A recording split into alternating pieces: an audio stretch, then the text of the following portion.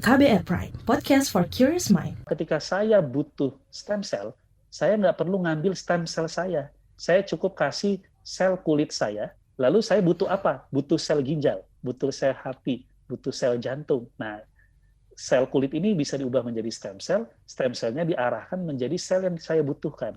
Sehingga bisa diubah menjadi sel jantung, sel hati, sel saraf, sel apapun. Anda sedang mendengarkan Sains Sekitar Kita, dipersembahkan oleh The Conversation Indonesia dan KBR.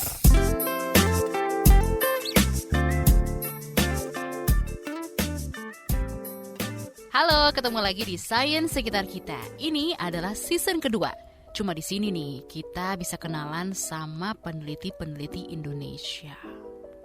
Dan ada yang kurang itu Naomi. Dan kita juga akan membahas hasil penelitiannya. Oh iya, sorry. Tentunya kita bakal bahas hasil-hasil penelitian mereka yang mencengangkan. Pastinya tetap dong sama Lutfi dari The Conversation Indonesia. Halo Lutfi, apa kabar? Baik sekali Naomi. Justru kamu nih kayaknya yang lagi ada masalah gitu. Di awal tadi kedengaran tiba-tiba ngeblank ngelamun gitu. Habis diputusin siapa sih? Ya nih maaf ya Lutfi dan science lovers semua. Aku tuh tadi ngelihat berita, terus kepikiran juga gitu, karena ada orang yang harus transplantasi jantung. Jadi orang itu tuh kan bawaan penyakitnya dari kecil tuh penyakit jantung. Tapi kasihan juga gitu loh, masih muda, masih remaja gitu Lutfi. Dan dia tuh lagi nunggu donor. Itu tuh yang bisa dibilang sedih dan juga miris. Coba aja ya, nih angan-angan aja, coba aja ada teknologi yang bisa bikin organ vital kayak jantung, ginjal, paru gitu kan, biar bisa nyelamatin banyak orang gitu loh. Kebetulan nih Naomi, concernmu ini sedikit banyak berkaitan dengan topik yang bakal kita obrolin kali ini, yaitu soal stem cell. Pasti bingung kan ya? Pelan-pelan nih, Okay. kita urai satu-satu. Sebagai pemanasan, aku ada pertanyaan nih buat kamu. Pernah gak sih misalnya kamu ini bukan terluka karena cinta ya, tapi kayak luka fisik, injury gitu, kayak misalnya kesayat lah atau apa. Oke. Nah, menurutmu apa sih yang terjadi pada tubuhmu saat ngalamin luka kayak gitu? Ya pasti pernah lah, kalau cuma kesayat kesayat batin juga pernah. tapi tetap ya. Mengebus dada. Tapi kalau luka-luka ringan kayak gitu pulihnya sih cepat. Istilahnya apa ya, kayak sel-sel kayak gitu kan bisa regenerasi sendiri kan lah ya, secara alami. Tapi itu yang bisa dibilang cuma butuh beberapa hari. Tapi emang kenapa nanya-nanya beginian? Nah, aku lanjutin dulu nih. Mm-hmm. Gimana kalau lukanya itu, tadi kan masih ringan, gimana kalau lukanya itu lebih berat lagi? Misalnya ada kayak orang kecelakaan sampai saraf tulang belakangnya putus, misal. Apa yang terjadi? Bisa jadi kan dia lumpuh gitu. Atau contoh lain seperti yang orang yang kamu dengar di berita tadi, kelainan jantung bawaan terus solusinya cuma transplantasi. Artinya, ada kayak jenis luka atau jenis kerusakan tubuh tertentu yang tubuh itu nggak punya kapasitas untuk regenerasi kan? Oh, iya juga sih ya. Ngeri juga kalau udah organ vital yang kena terus parah banget.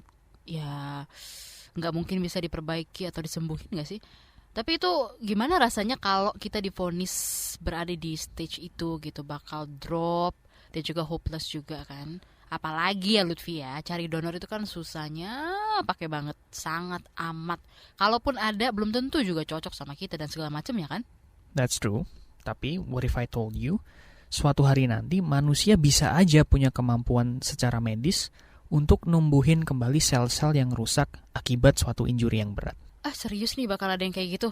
Kayak jantung, paru-paru, ginjal rusak itu semua bisa regenerasi gitu sendiri. Jadi kayak nonton film ini nih, Wolverine, Deadpool, dan juga Old Guard gitu ya. Tapi kalau kita bisa jadi kayak manusia-manusia super gitu, itu kapan tuh kira-kira kita bisa sempat ngalamin hal-hal kayak gitu? Waduh, kalau yang kayak superhero kayak gitu nggak tahu ya. Mau.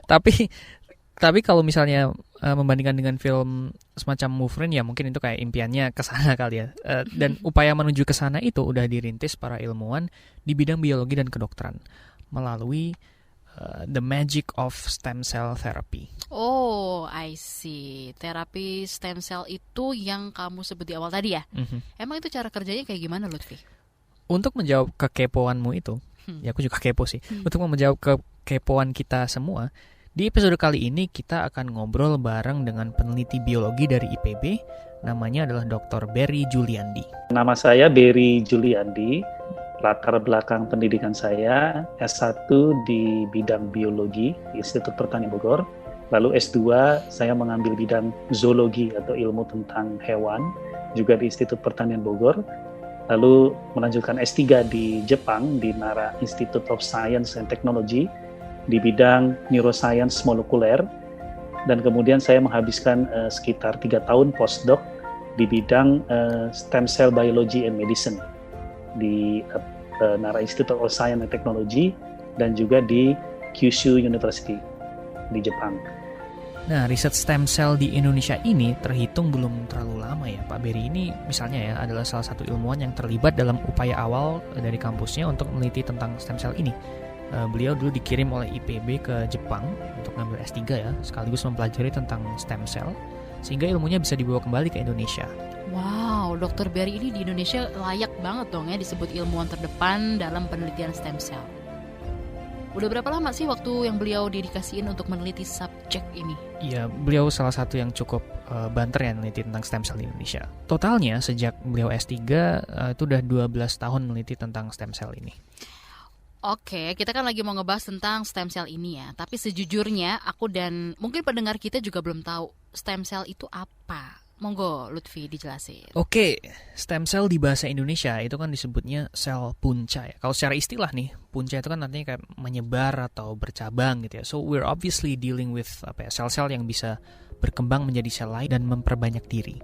Tapi kalau katanya Pak Berry kayak gini nih. Pada dasarnya ya tadi kita berasal dari zigot yang stem cell.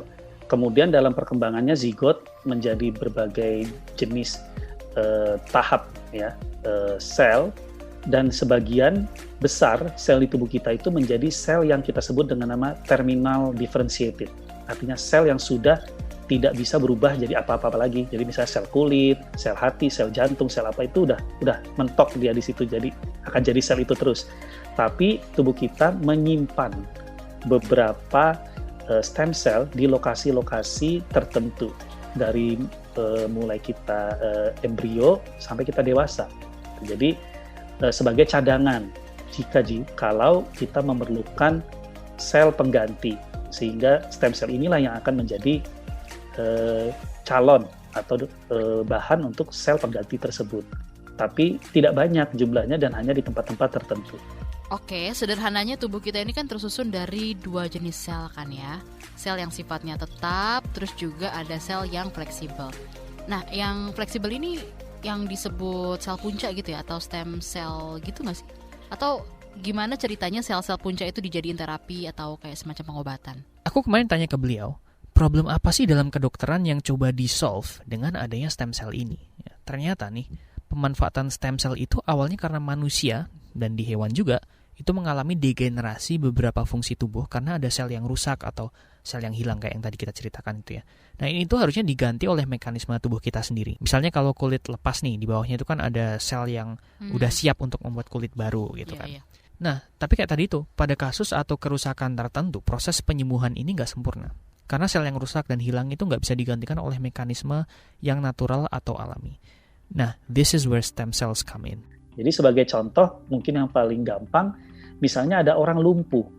Orang lumpuh itu karena otak tidak bisa menyampaikan pesan ke kaki. Karena apa? Karena sel saraf yang menghubungkan otak dengan kaki itu terputus ketika tulang belakang patah. Nah, tidak ada mekanisme internal yang bisa menyembuhkan itu. Paling mekanisme internalnya menutup luka dan memperbaiki supaya tidak ada peradangan dan lain-lain. Nah, di sini peran stem cell. Peneliti bisa memasukkan stem cell ke dalam tulang belakang, lalu stem cell yang dimasukkan ini diarahkan menjadi sel saraf yang bisa merelay atau membawa pesan dari otak ke kaki yang tadinya memakai sel saraf alami, tapi sekarang memakai sel saraf yang kita tanam di tulang belakang. Amazing ya, jadi terapi stem cell ini bisa untuk mengobati semua kerusakan di organ manusia. Tapi gimana cara kerjanya?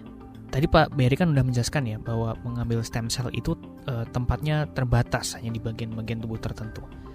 So, untuk menjawab cara kerja stem cell, kita pertama harus pahami dulu. Stem cell itu ngambilnya dari mana aja sih? ketika kita memerlukan sumber stem cell, kita bisa memilih ingin mengambil dari yang mana. Nah, ketika kita ingin mengambil dari yang mana, kita memikirkan resiko. Mengambilnya ini membahayakan nggak? Nah, kalau kita ngambil dari sumsum tulang, berarti kan kita harus ngebor, tulangnya diambil. Ngambil dari otak, berarti kita harus bongkar otaknya. Nah, itu makanya jarang orang mengambil stem cell dari situ. Yang biasanya orang lakukan adalah mengambil misalnya dari darah, dari lemak, atau mengambil dari embryonic stem cell yang lebih awal lagi. Nah, kemudian opsi yang lain yang sekarang dilakukan di Indonesia adalah mengambil dari plasenta. Kenapa? Karena plasenta itu ketika lahir, biasanya plasentanya dibuang. Ternyata di dalam plasenta yang sering dibuang itu juga banyak stem cell yang jenisnya adalah mesenchymal stem cell kita sebutnya. Nah, itu jadi kita mengembangkan ngambil sumber-sumber dari yang non-invasif utamanya.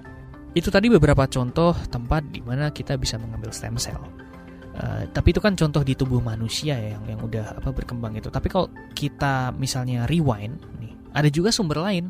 Misalnya ketika sel itu baru dalam tahap awal berkembang dan lagi banter-banternya, yaitu embrio.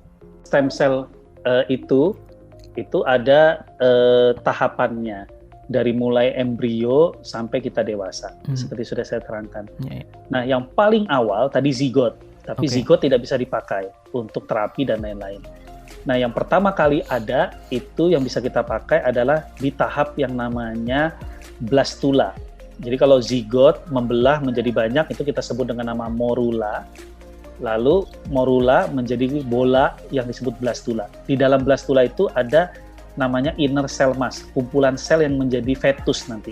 Blastula ini ada setelah sekitar 7 hari fertilisasi. Jadi kalau ada sel sperma ketemu ovum, dalam jangka waktu 7 hari itu kita bisa ambil inner cell mass-nya menjadi embryonic stem cell. Aku berusaha nginget-nginget nih ya. Berarti stem cell untuk terapi yang berasal dari embrio itu bisa diambil pas sel di tahap blastula. Iya nggak sih? Yeah. Ini kayak pelik gitu nggak sih? Mana nggak kelihatan lagi kan ya kayak apa blastula itu gitu kan? Mungkin kalau ngambil stem cell dari bagian tubuh seperti sumsum tulang belakang atau lemak atau usus atau kulit gitu, aku masih ada sedikit bayangan lah gimana cara ngambilnya. Lah tapi kalau embrio itu gimana caranya, Lutfi?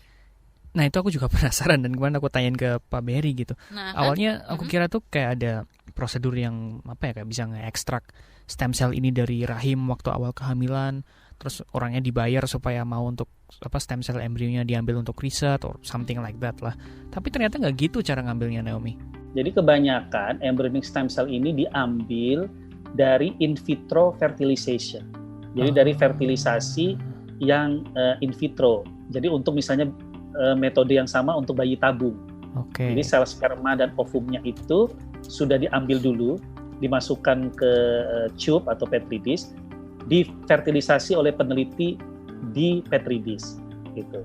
Jadi ketika dia menjadi blastula, maka nanti ada jarum yang masuk tuh ke dalam blastula, itu nyedot inner cell mass.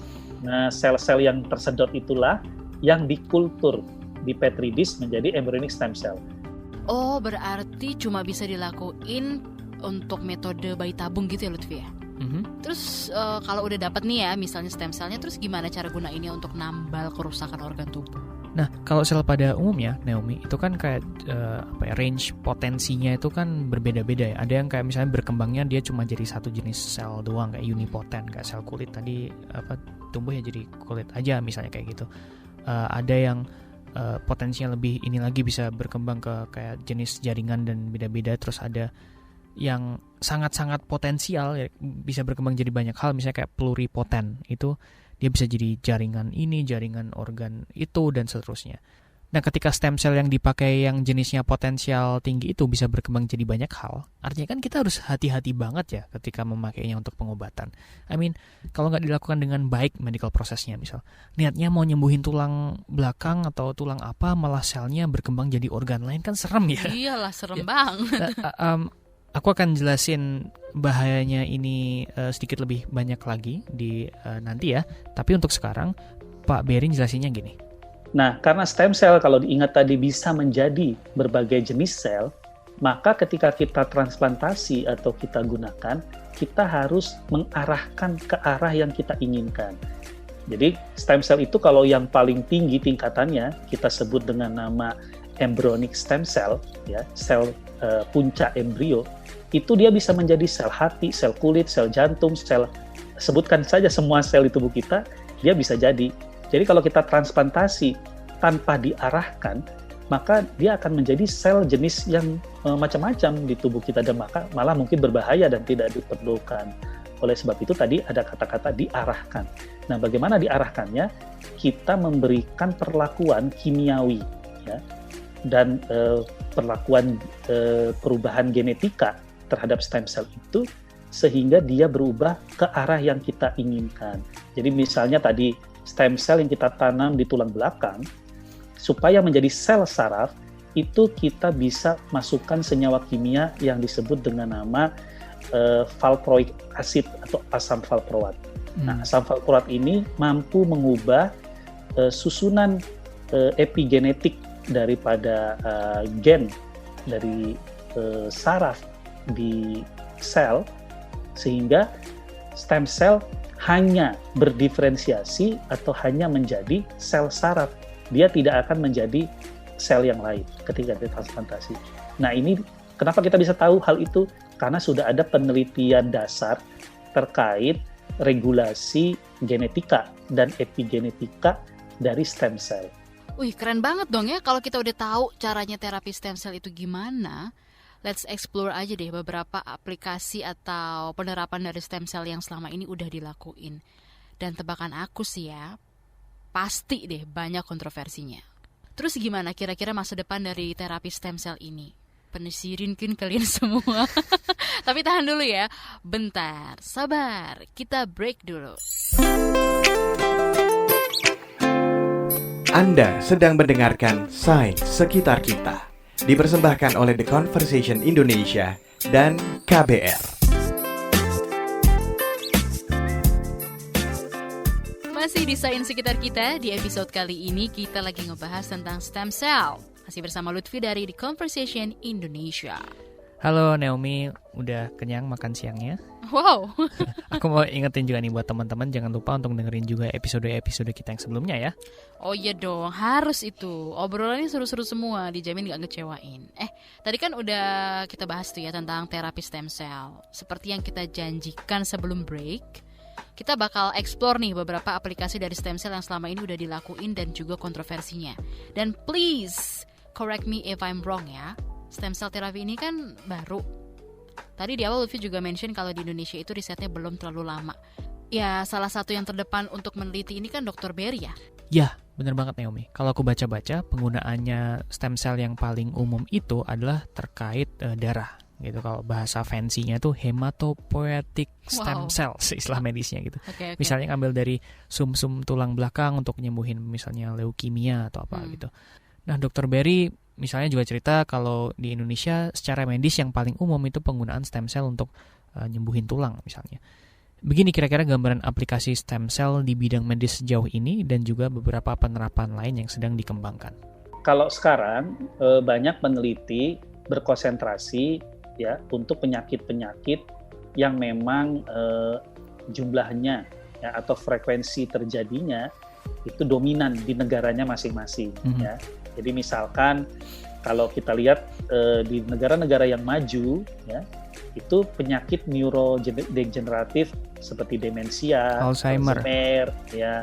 Nah, lalu penyakit seperti heart disease ya, diabetes, itu semua sedang mereka cari untuk penyembuhan menggunakan stem cell.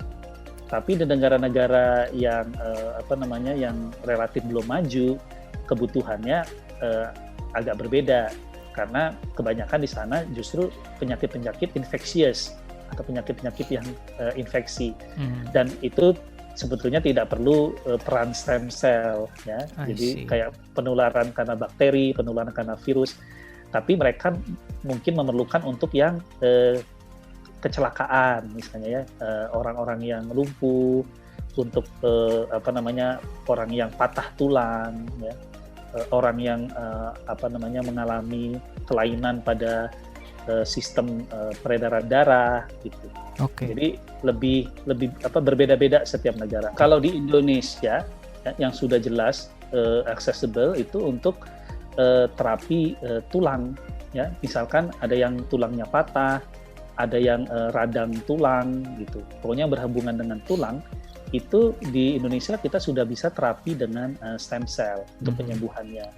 Tapi selain itu ternyata ada juga penggunaannya secara non medis yang cukup populer nih, misalnya itu untuk estetika atau kecantikan, misalnya untuk meremajakan bagian tubuh yang udah mulai rusak lah dan seterusnya. Misalkan begini, sekarang yang sudah ada itu misalkan ada orang yang kelebihan lemak di tubuh dan biasanya ini melakukan yang namanya prosedur sedot lemak misalnya. Nah, lemaknya ini biasanya dibuang gitu kan. Karena kan nggak dipakai lagi, tidak ada injeksi lemak ke orang lain supaya jadi gemuk gitu, nggak ada. Jadi lemaknya dibuang.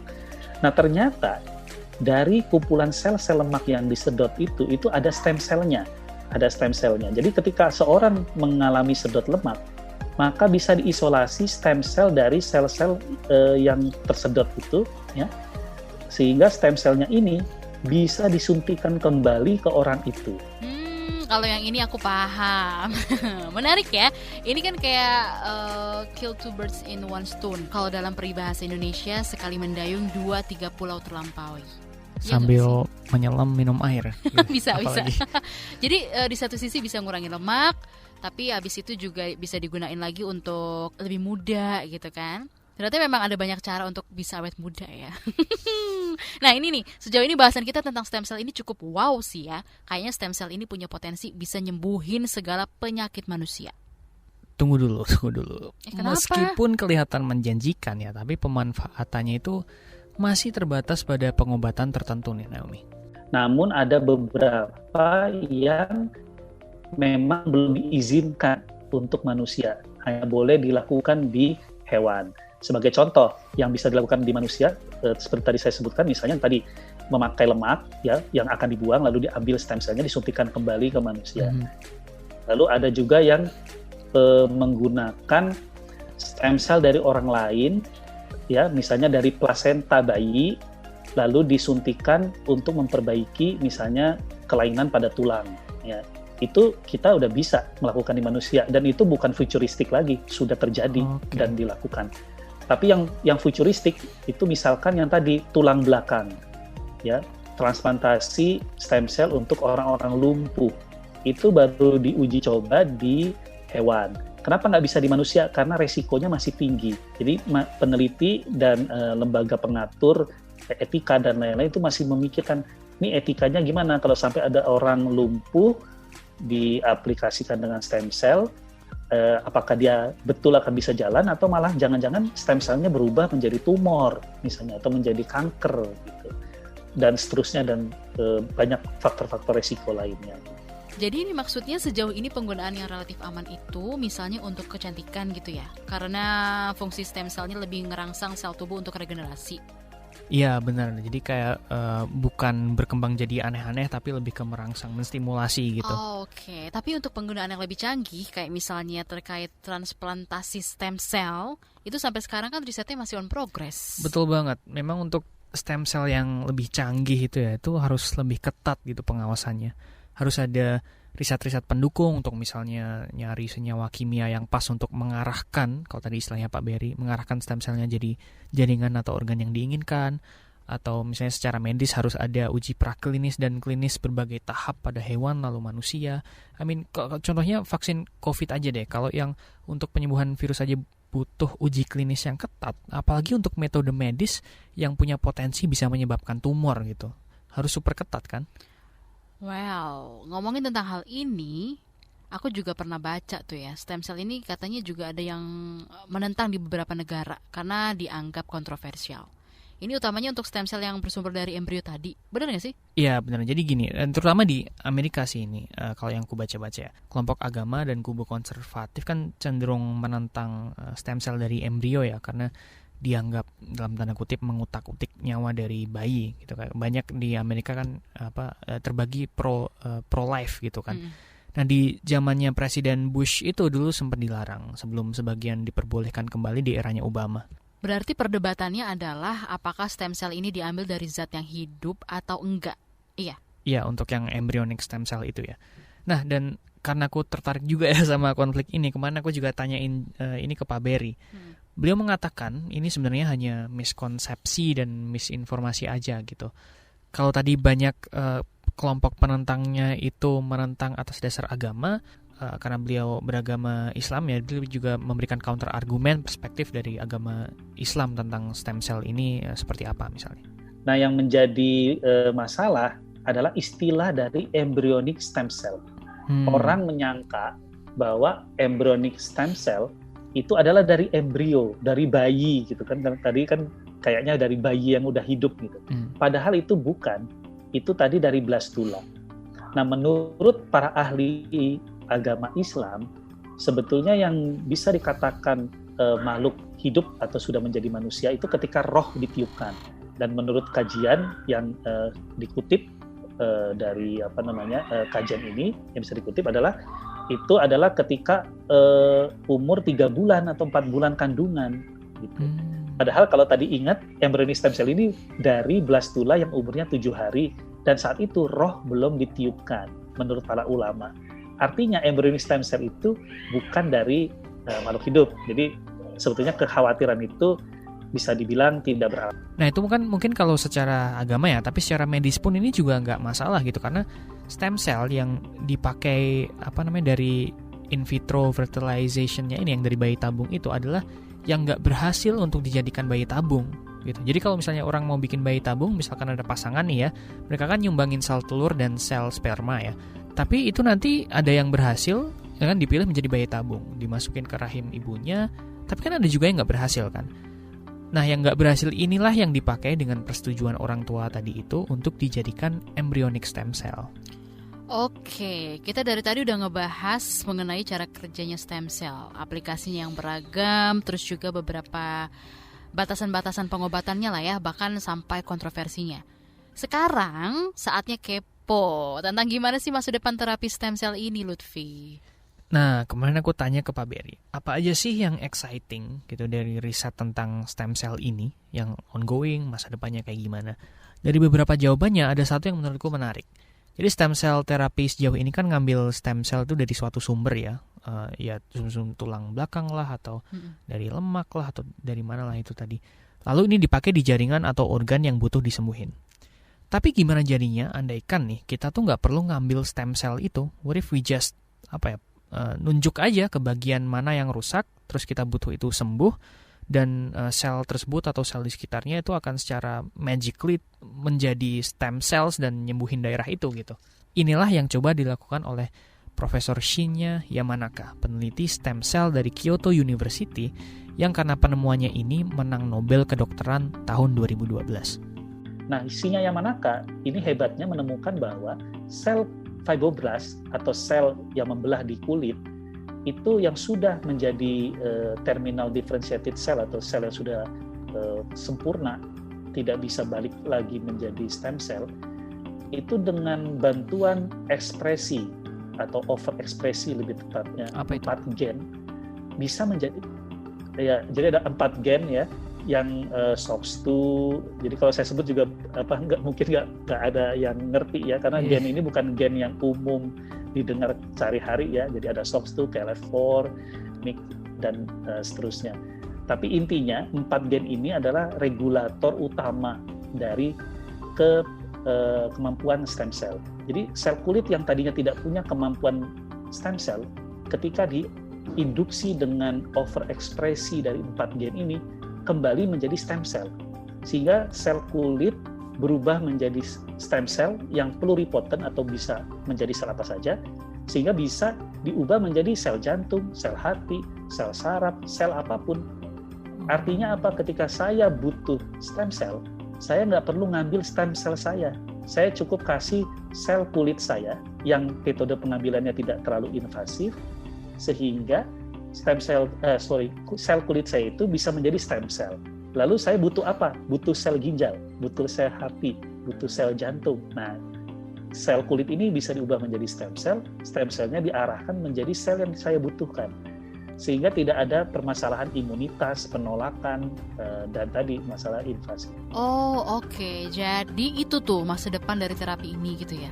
Suatu saat nanti mungkin manusia bakal punya kemampuan untuk mengubah sel apapun jadi stem cell. Betul, dan the consequences of this are enormous gitu, Naomi. Bayangin nih, ketika orang butuh jantung, butuh ginjal, itu nggak perlu nunggu donor, karena dia bisa ambil aja dari sel yang diinduksi tadi, misalnya dari kulit lah, dari darah, dari sel epitel misalnya.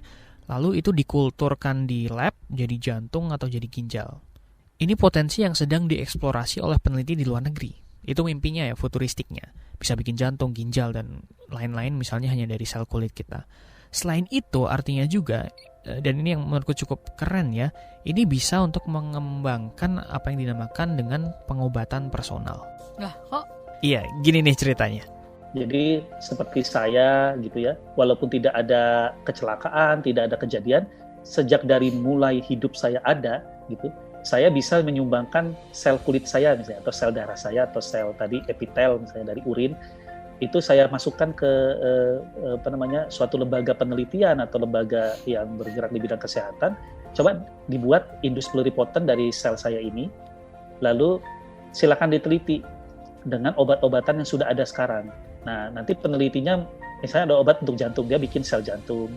Kalau obat untuk hati, dia bikin dari sel saya itu. Jadi ada berbagai macam sel, dicoba semua obatnya, sehingga mereka punya database bahwa Pak Berry itu dengan obat-obatan ini itu tuh kayak gini dosisnya atau responnya atau apanya. Jadi ketika nanti kita perlu di rumah sakit, modelnya udah ada database.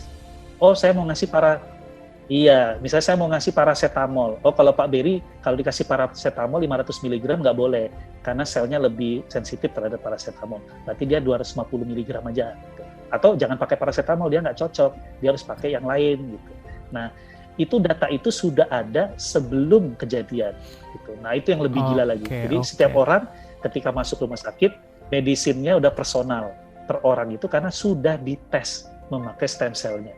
Wah, keren deh stem cell ini ya. Dan tentu aja Dr. Berry yang sangat berdedikasi untuk meneliti dan mengembangkannya juga luar biasa. Keren banget. Banyak banget ya pengetahuan yang didapat dari Sains Sekitar Kita episode kali ini. Dan sebelum-sebelumnya juga dong. Makin kesini, makin yakin aku. Sebenarnya Indonesia itu punya banyak talenta yang membanggakan. Nah, episode mendatang peneliti mana nih yang bakal bikin kita tercengang lagi sama karyanya? Bocoran dikit dong, Lutfi. Kepo aja apa kepo banget? Kepo banget deh. Kita ini udah mulai ke penghujung season 2 ya, tapi tenang aja, kita masih ada beberapa peneliti dan hasil penelitian mereka yang keren-keren banget yang akan kita bahas di beberapa episode ke depan. So stay tuned. Pasti penasaran kan guys? Makanya pantengin terus dong Sains Sekitar Kita, jangan sampai kelewat ya. Nah, bagi kalian yang pingin banget kasih masukan dan saran, bisa kirim email ke podcast@kbrprime.id. Saya Naomi. Dan saya Lutfi. Undur diri. Bye-bye.